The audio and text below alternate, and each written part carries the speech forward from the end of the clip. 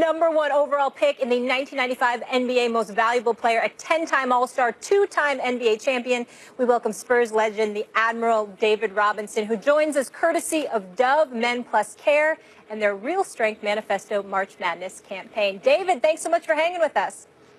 Oh, my pleasure. Thanks for having me on, guys.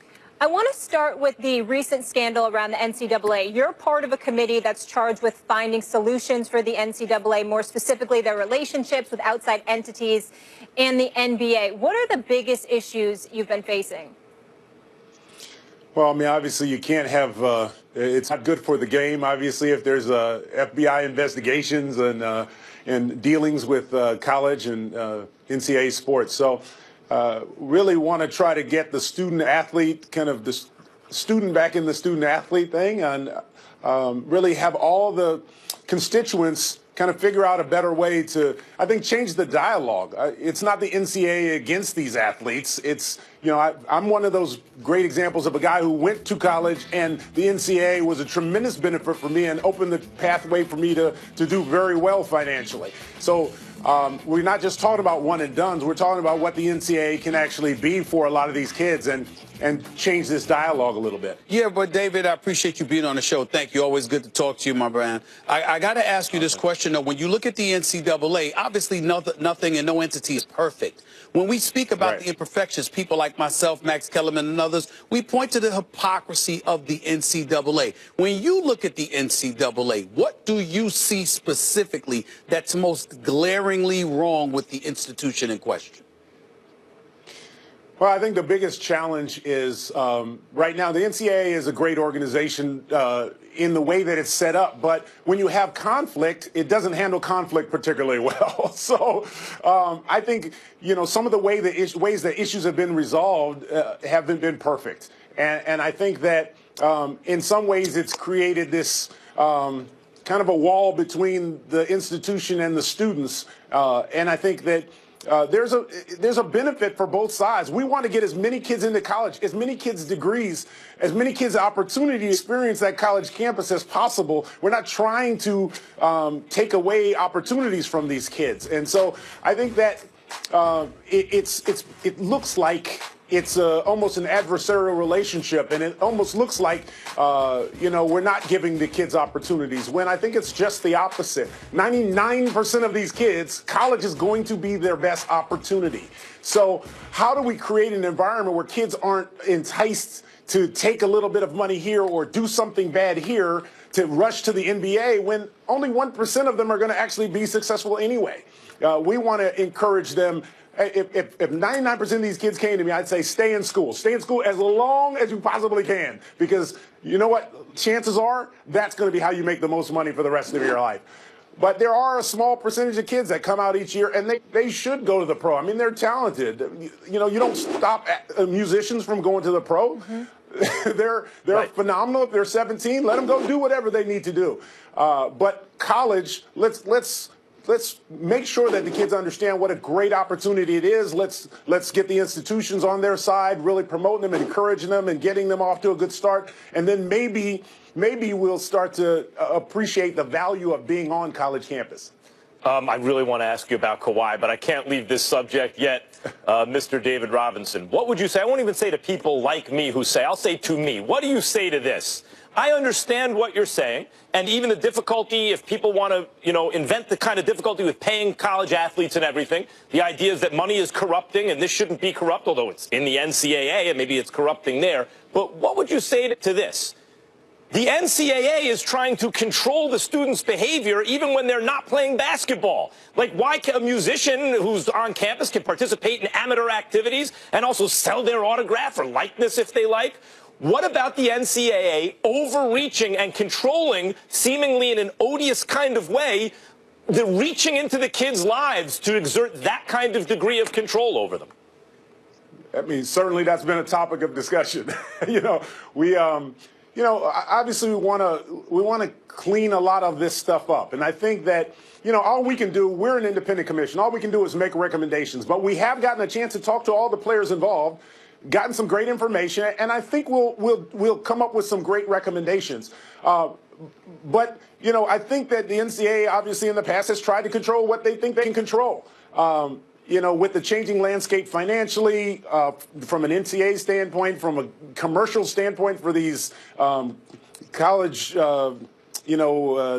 conferences. Yeah. I mean, it's changing constantly. So I think the thought process needs to change and it needs to evolve. And so I think those are some of the recommendations we're going to try to come up with to try to help this go a little bit smoother. David, Max and I both want to slide in a question about San Antonio to you. But before we do that, what is the problem with the NCAA just recognizing that we do live in a capitalistic society? When you talk about players being compensated or what have you, what's the problem, if at all, David, in your mind, with acknowledging that a player playing at Duke University might be worth a little bit more than a player playing at Drexel? I mean, what's the problem? What is the problem with that in the United States of America? Yeah. Well, the problem is you have 1,000 institutions, and you've got, 3,000, 2,500 athletes that you've got to take care of. And you got to try to find some fair and balanced policies. It's hard to make policies for, 20 guys when you've got, a whole group of college athletes you're trying to take care of. And yes, some of that money does get distributed. I mean, you want to help the women's volleyball team and the soccer team and all these other teams that, that want to go out and compete just as well. So there's a balance there that you want to find. The institution is valuable in many ways. Yes, you're right. The student, that individual is valuable, and he should have some opportunities, to figure out, hey, I've got a name, I've got something about me that's valuable. I should be able to take advantage of that. So where do you find that balance? And that's part of the challenge, I think. Okay, so I've been dying to ask you this. Greg Popovich is credited with so much for the Spurs culture, deservedly, and it's the most maybe envied culture in professional sports. And it started with you, really. The way you handed the baton to Tim Duncan, I still remember when he was drafted, the things you said, he's going to be the focal point of the offense. When you were an MVP, 70 points in a game, amazing player. And I saw that, and many did, as, boy, that's the real lineage of Spurs culture, when their superstar behaves that way. And now we get to Kawhi Leonard. For the first time in the Popovich era, since you were there, it seems that there is friction with the team's greatest player. Is there something going on with Spurs culture right now? What do you think of the Kawhi Leonard situation? Yeah, it is unusual. I mean, obviously you have 25 years of kind of a great culture and, not a lot of bad news coming out of a culture. But, there's always challenges. You grow, you evolve. You can't expect to lose a guy like Tim Duncan, who is a monster, both on and off the court. Just an unbelievable leader.